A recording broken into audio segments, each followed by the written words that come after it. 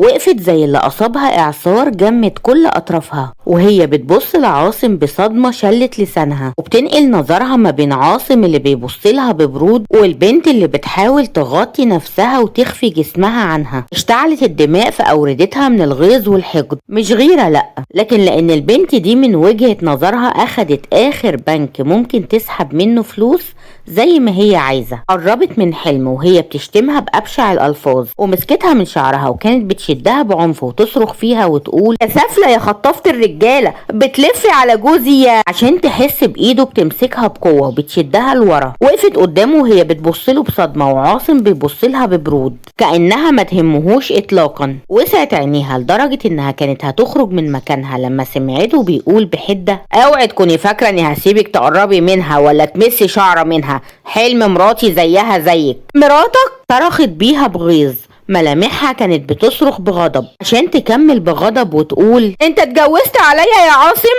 انت اكيد اتجننت، ازاي تعمل كده؟ ازاي تسمح لنفسك تعمل كده؟ مسكها من ايديها جامد وهو بيهز جسمها بعنف، قال بغضب وهو شايف انه حان الوقت انه يقول كل اللي جواه ليها: انت السبب، انت السبب، انا اتجوزتك عشان كنت فاكر نفسي بحبك، انا حتى لو يوم حبيتك، انت قتلتي الحب ده، عمرك ما حسيتي بيا، دايما بتطعني فيا وفي كرامتي، وانت بتشبهيني بجاسر وتقارني بيني وبينه، مهما عملت ما بيعجبكيش، بشتغل ليل ونهار عشان ما احرمكيش من حاجة، لكن انتي طماعة ما بيملاش عينك حاجة، شايفة نفسك احق بجاسر وفلوسه من رؤى، صح؟ حقدك وغلك وانانيتك هي اللي وصلتنا لهنا، اهمالك ليا وكلامك اللي زي السم ليل ونهار هو اللي كرهني فيكي. انا لو بندم كل يوم 100 مرة على حاجة، فانا بندم على اليوم اللي اتجوزتك فيه، على قلبي اللي سلمتهولك عشان تكسريه بجشعك وانانيتك. انتي طالق يا تهاني. كل كلمة كان بيقولها كانت بتنزل عليها زي الصاعقة، هي اللي عملت في نفسها كده،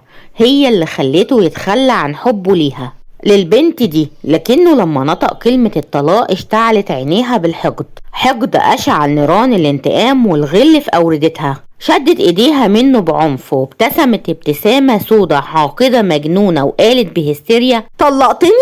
انا طالق؟ خلاص كل حاجة راحت بعد كل اللي عملته، كل حاجة ضاعت من بين ايديا بالسهولة دي؟ لا مش هخسر كل حاجة، جاسر وفلوسه والمنصب والمكان اللي كنت هبقى فيه. انا عملت كل حاجة عشان ابعد رؤى عن طريقي، وفي الاخر رجعت له فلوس صبري، 5 مليون، الشيك من غير رصيد، تهاني هانم راحت.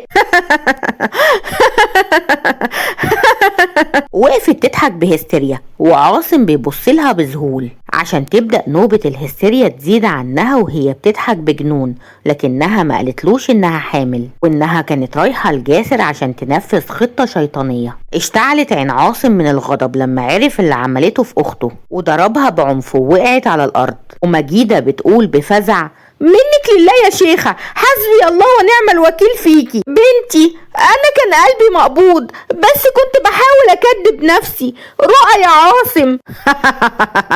ضحكت تهاني بهستيريا وهي بتقول بحقد: رؤى بنتك المصون حبيبة قلبي جاسر مهران، قلب الدنيا لحد ما رجعها لحضنه، وتهاني هي اللي خسرت، جاسر ضاع والفلوس ضاعت وصبري مات وسامر اتحبس. وبصت لعاصم وقعدت تضحك بجنون وكملت وقالت: حتى عاصم المنقذ الوحيد اللي كان فاضل لي راح. وسعت ابتسامتها المختلة وهي بتبرق بعينيها ببريق توعد، وابتسمت بشماتة وقالت: بس لأ، مش هبقى الخسرانة، مش أنا لوحدي اللي هخسر، زي ما حرقت قلبي يا عاصم وطلقتني، انا هحرق قلبك على اكتر حاجة كنت بتتمناها. وكورت ايديها وبدأت تضرب في بطنها بعنف وهي بتضحك بجنون. انا حامل يا عاصم، صرخت بيها بألم وهو قعد جنبها بيضربها عشان يوقفها عن اللي هي بتعمله، لكن سبق السيف العزل وبدأ السائل الأحمر ينزل منها عشان تفقد الوعي ما بين ايديه. ما نطقش بولا حرف، أخد موافقة الدكتور إنه يخرجها من المستشفى، لكن مع التشديد إنها ترتاح راحة تامة لحد ما جرح راسها يلتئم. رجع لها لقاها بصة في نقطة في الفراغ ودموعها بتنزل في صمت عشان تنزل دموعه هو كمان. قعد جنب سريرها فحست بيه وبصت ناحيته. مد ايده مسح دموعها بصوابع مرتجفة وهمس لها بحرقة: جبروت جاسر مهران بينهار قصاد دمعة من عينيكي. انا حاسس اني ضايع يا رؤى، حاسس اني رجعت طفل صغير مفيش في ايده حاجة غير انه يبكي. حاسس اني ضعيف وانا عمري ما كنت كده. اول مرة مش عارف اعمل ايه. بتمد ايديها بتحاول توصل لوشه عشان تمسح دموعه بحنان، وجات على شفايفها ابتسامة صغيرة شاحبة. بعد شوية كانوا في العربية في طريقهم للبيت. كان سايق العربية في صمت وهي كانت مغمضة عينيها. بصلها وقال عشان يكسر حاجز الصمت: هو انتي نمتي يا رؤى؟ هزت راسها بالنفي في هدوء عشان يتنهد بألم ويقول بحزن: طب فتحي عينيكي وبصيلي. فتحت عينيها اللي مليانة بالدموع عشان تيجي على شفايفها ابتسامة مريرة. ما بقتش فارقة، مفتحة عينيا مغمضة عينيا، في الحالتين انا مش شايفة. ونزلت دموعها اول ما خلصت كلامها عشان ترجع تقفل عينيها مرة تانية. وقفت العربية قدام باب الفيلا الداخلي. بصلها لقاها بتحاول بعصبية تفك حزام الأمان. مد ايده عشان يساعدها عشان تقول بحدة: سيبه انا هعرف اعمله لوحدي. سابها ونزل وراح ناحية الباب بتاعها، فتحه وشالها ما بين ايديه. قالت رؤى بضيق: انا مش عاجزة، انا بعرف اتحرك لوحدي. اخد نفس عميق ومشي وهو شايلها لحد ما وصلها لحد السرير. قعد جنبها وقبل راسها ومسك ايديها وقال لها بحنان: انتي مش عاجزة ولا عمرك هتكوني، حتى لو كنتي كفيفة من الاول عمرك برضو ما كنتي هتبقي عاجزة. ربنا اللي انعم علينا بنعمة البصر واتاخدت من ناس كتير، الناس دول ابدا مش عجزة. عارفة يا رؤى، بالعكس في منهم طلبة وموظفين وربات بيوت وبيعملوا شغلهم احسن من 100 مبصر. اللي انتي فيه ده مش عجز يا رؤى، ده امتحان، زي ما انا في يوم كنت امتحان ليكي وعدتيه وانقذتي نفسك وانقذتيني. اوعي تيأسي او تفقدي ايمانك بربنا. طب على الاقل اللي انتي فيه ده حدث عارض، كلها كام يوم وهترجعي تشوفي بإذن الله. إنما بقى اللي اتولدوا أصلا كده، الطفل اللي اتولد كفيف اللي ما شافش نور الدنيا حتى لو ثانية واحدة، يعمل إيه؟ يا رؤى، زمان قبل ما الشيطان جاسر مهران سمعت جملة عمرها ما فرقت بالي. كان راجل كبير في السن عايش عندنا في الحارة. مرة سمعته بيقول: لو سجدنا شكر لربنا قصاد كل نعمة أنعمها علينا هنفضل طول عمرنا ساجدين. وطبطب عليها وقال: أنا هروح دقايق أخليهم يطلعولك الأكل عشان تاخدي الدواء وترتاحي شوية. وقبل راسها مرة تانية وبصلها بحزن وخرج من الأوضة عشان تفضل هي لوحدها. هي مش عارفة إذا كانت قافلة عينيها ولا فتحهم. كلمات جاسر كانت بترن في قلبها قبل عقلها وودنها. هي حزينة بل هتموت من الحزن من اللي جرالها، ومفيش لوم عليها في ده، لكن جاسر عنده حق في كل كلمة قالها. أين هو العجز؟ أفقدان بصرها هو العجز؟ لا والله، دي أفكار عقيمة بيحاول الشيطان يزرعها في راسها، والأفكار دي هي العجز بذاته. حست بحركة جنبها عشان تحرك راسها لمصدر الصوت. كانت نعمة المربية الحنينة. حست بيها وهي بتمسح على حجابها وقالت بحنان: قومي معايا يا بنتي تغيري هدومك، ربنا بإذن الله هيشفيكي ويعافيكي. أنا عايزة أتوضى، قالتها بضعف والدموع في عينيها عشان تقول لها نعمة بحنان: حاضر يا حبيبتي حاضر. وقف قدام أوضة العمليات. المشهد ده بيتكرر للمرة التانية. في المرة الأولى كانت حلم، ودلوقتي تهاني اللي سعت بكل الطرق عشان تدمر حياة أخته. تهاني اللي حاولت تقتل ابنه قبل ما يتولد. دقايق وخرج الدكتور وراح ناحيته عاصم بسرعة عشان يطمن على ابنه. قال الدكتور بأسف: أنا آسف، حالة الجنين في الرحم ما كانتش مستقرة، واللي حصل ده تسبب في موته، ربنا يعوض عليك. كور قبضته بغضب وتنفس بعنف وقال من ما بين سنانه بحدة: طب وهي حالتها ايه؟ الحقيقة حالتها دلوقتي مستقرة. الإجهاض كان فيه خطر كبير على حياتها، بس للأسف الرحم اتضرر بشكل كبير بعد الإجهاض، عشان كده هيبقى من الصعب إن ما كانش مستحيل إنها تخلف تاني. جت ابتسامة سخرية على شفايفه مرة تانية. هي أصلا مش هتحزن، هي اللي قتلت ابنها في المرة الأولى. قال له الدكتور على رقم أوضتها عشان يروح ناحية أوضتها. كانت دماغه بتشتعل من الغضب منها ومن نفسه، لأنه سمح للحرباية دي إنها تكون فرد من أفراد عائلته. هو كره نفسه جدا لأنه حبها في يوم من الأيام. وصل للأوضة وفتح الباب ودخل عشان يلاقيها نايمة على السرير فاتحة عينيها بخمول. وقعت عينيها عليه وهو واقف قدام سريرها بيبصلها بغضب. بصلها باشمئزاز وقال بقرف: أنا مش عارف انتي ملتك ايه، بني آدمة ولا شيطانة؟ ايه الغل والحقد اللي جواكي ده؟ وصل بيك الحقد انك تأذي اختي بالطريقة دي عشان خاطر ايه؟ انا حرمتك من ايه؟ ايه الطمع اللي انت فيه ده؟ انت عارفة انا لولا ان في يوم حبيتك عمري ما كنت دخلتك بيتي ولا كتبت اسمك على اسمي، وكان زماني بلغت عنك. مش عايزة اشوف خلقتك تاني، وورقة طلاقك هتوصلك في اقرب وقت. انا بجد قرفان من نفسي قوي اني في يوم حبيت واحدة زيك. وكان رايح ناحية الباب عشان يلتفت لها ويكمل بمرارة: على فكرة الجنين مات، ما بقاش في حاجة تربطني بيكي، وده احسن. تخيلي انا بحمد ربنا ان ابني مات عشان ما يتولدش من واحدة زيك. وخرج من الأوضة وقفل الباب وراه جامد عشان تيجي ابتسامة سخرية على شفايفها. انتهى كل شيء وخسرت كل شيء. اختفت ابتسامتها لما شافت الراجل ده واقف قدامها وبيبصلها ببرود. يوم 2 3 ما حسبش الأيام من أول ما مشيت. رجع هو لوحدته الموحشة. كان قاعد في أوضتها ما بيسيبهاش أبدا، بيفتكر بابتسامة حزينة المدة القصيرة اللي قضيتها معاه. اشتاق لها حد الموت، حتى معدته اشتاقت للبيض المحروق.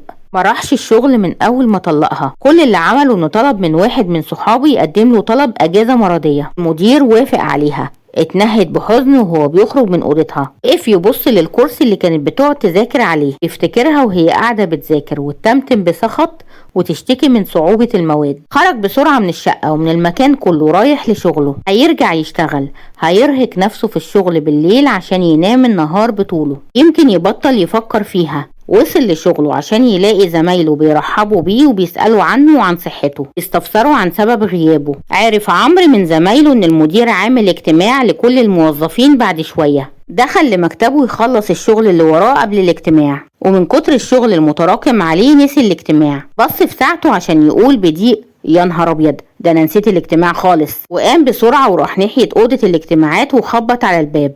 دخل بسرعة وكان لسه هيتكلم عشان يعتذر عشان يختفي الكلام من على شفايفه لما شافها. ايوه، هي قاعدة جنب ابوها لابسة فستان محتشم بكمه وقدامها بعض الاوراق. رفعت عينيها وبصت له عشان تتعلق عينيها بعينيه. كانت بتبصله باشتياق امتزج بدموع عتاب مسحتها بسرعة. لاحظ صلاح نظراتهم لبعض واتنهد بحزن على الحالة اللي وصلت ليها بنته. صحيح انها ما بقتش تروح تسهر سهراتها اللعينة واهتمت بدروسها، بقت تقضي معظم وقتها في البيت، وهو كمان بقى يقضي معظم وقته قريب منها لدرجة انه اهمل شغله. هي ما حكتش لصلاح اللي حصل، كل اللي قالته انها انفصلت هي وعمرو، ومش عايزة تنفذ الشرط اللي شرطوا عليها، ومش عايزة الفلوس. لكنه كان حاسس بحزنها الدائم اللي بتحاول تخفيه دايما، لحد ما في يوم فاجئته انها عايزة تشتغل في شركته زيها زي اي موظفة صغيرة. واكيد صلاح مش هيرفض الطلب ده، فوافق على طول عشان تيجي معاه. وهي قاعدة جنبه بتبص لعمرو باشتياق. قدر صلاح من نظراتهم يفهم حبهم لبعض. حمحم صلاح بحدة عشان يلفت نظرهم،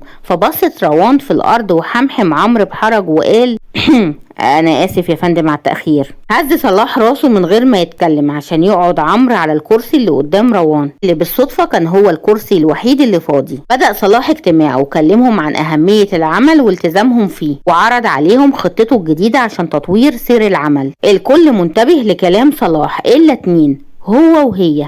هو بيحاول بين اللحظة والتانية يختلس النظرات ليها من غير ما أبوها يشوفه. أما هي فكل اللي حاسة بيه إنها مخنوقة، لأنه من أول ما قعد قدامها واخترقت أنفها ريحة عطره اللي حسستها بالاختناق، كأن بركان على وشك الانفجار في معدتها. تجاهلت إحساسها ده وحاولت تركز في كلام أبوها عشان يخلص صلاح كلامه وهو بيشاور على روان ويقول بهدوء: دي روان بنتي، هتشتغل معاكوا هنا من النهاردة زيها زي أي موظف أو موظفة هنا، مش عشان هي بنتي هتتعامل معاملة خاصة. عمرو بصله عمرو وقال بسرعة: خير يا فندم. ابتسم صلاح بهدوء، ابتسامة صغيرة وخبيثة في نفس الوقت. روان هتكون في عهدتك لحد ما تتعلم كل أساسيات الشغل. بصت لأبوها بضيق وعمرو هز راسه بالموافقة دون تردد. خلص الاجتماع وبدأ الكل يمشي، ووقف هو يبص لها بهدوء عكس دقات قلبه المضطربة. اتفضلي معايا. نفخت بضيق وهي ماشية جنبه، على وشها ملامح اشمئزاز وحاسة بالقرف، بالذات لما حست بالقرب منه، فقالت بضيق: طب ابعد كده شوية، ريحتك تخنق، دي كلونيا 5 خمسات دي ولا ايه؟ قالتها عشان تمشي قدامه بعجرفة، فشم جزء من قميصه وقال بتعجب: مالها ريحتي؟ ابتسم بيأس ظنا منه انه مقلب من مقالبها، وخرج عمرو وراها وصلاح واقف بيراقب اللي حصل وبيبتسم بخبث. انت؟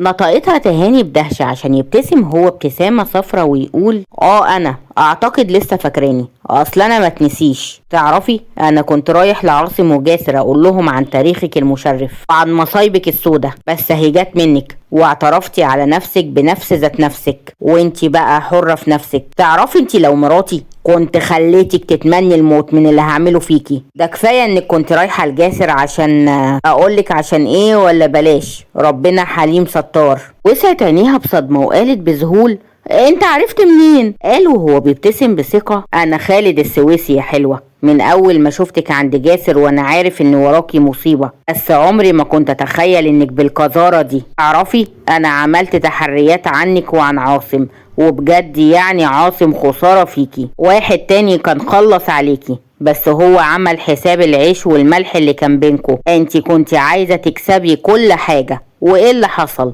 خسرتي كل حاجة.